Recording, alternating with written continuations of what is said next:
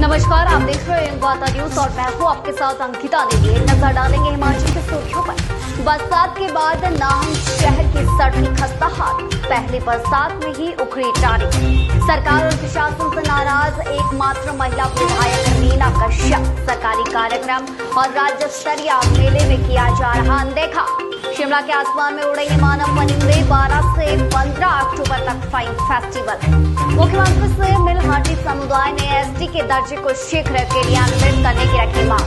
KCC का ब्याज कम करने पर पीएमओ ने जताई असमर्थता के साथ कांग्रेस ने उठाई मांग।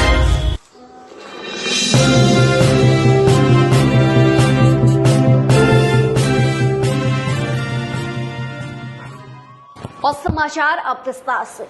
बरसात के बाद नाहन शहर की सड़कें खस्ता हाल में है। सड़क पर बने बड़े बड़े गड्ढे लोगों के लिए मुसीबत का कारण बन रहे हैं, तो वहीं सड़कों की हालत सुधारने के लिए बजट की कमी खल रही है।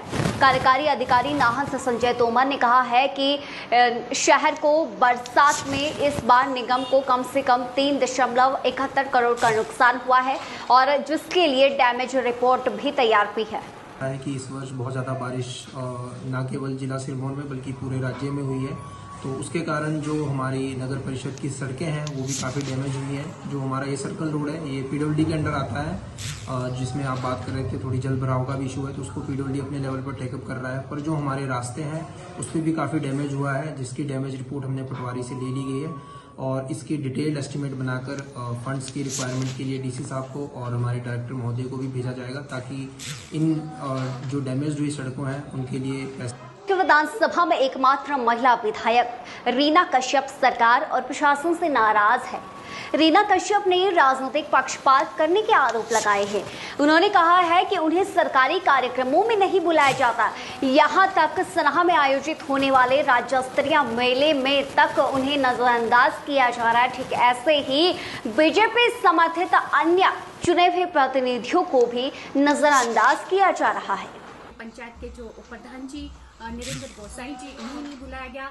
कहीं ना कहीं हमें इस तरह से लग रहा है कि अपना जो इन्होंने एक तरफ ये काम किया है और इसके लिए माननीय मुख्यमंत्री जी से भी हम बात करेंगे, क्योंकि माननीय मुख्यमंत्री जी हमेशा कहते हैं कि महिला का बड़ा मान सम्मान है और पूरे विधानसभा 68 विधानसभा में एकमात्र।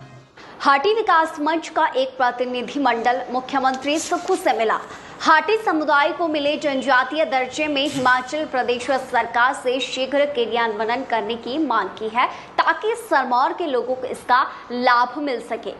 हो चुका है। पहले लोकसभा से हमारा हुआ अनुसूचित जनजाति का दर्जा हमें केंद्र सरकार ने पहले कैबिनेट से पास किया था, उसके बाद कैबिनेट से फैसला लिया था, उसके बाद ये लोकसभा में हुआ था दिसंबर महीने में, और उसके बाद ये आप सब लोग गवाह है कि उसके बाद जुलाई महीने में राज्यसभा से संशोधित बिल हमारा पारित हुआ, वहां से हो गया था। उसके बाद ये 4 अगस्त को महामहिम द्रौपदी मुर्मू जी की तरफ से सहमति हमें मिल गई थी। उसके बाद जो अगला चरण था, हम आपके माध्यम से भी कहना चाहते हैं, महामहिम से भी यहाँ पे राज्यपाल से मिले थे। और हिमाचल प्रदेश कांग्रेस कमेटी की ओर से बागवानों के केसीसी ब्याज माफ करने के लिए प्रधानमंत्री कार्यालय को पत्र भेजा गया था, लेकिन वहां पर समस्या का समाधान करने के बजाय जवाब में ये बात सामने आई है कि मामला अधिकार क्षेत्र से बाहर बताया है और कार्यालय की ओर से इसमें किसी भी तरह से राहत देने की असमर्थता जताई गई है।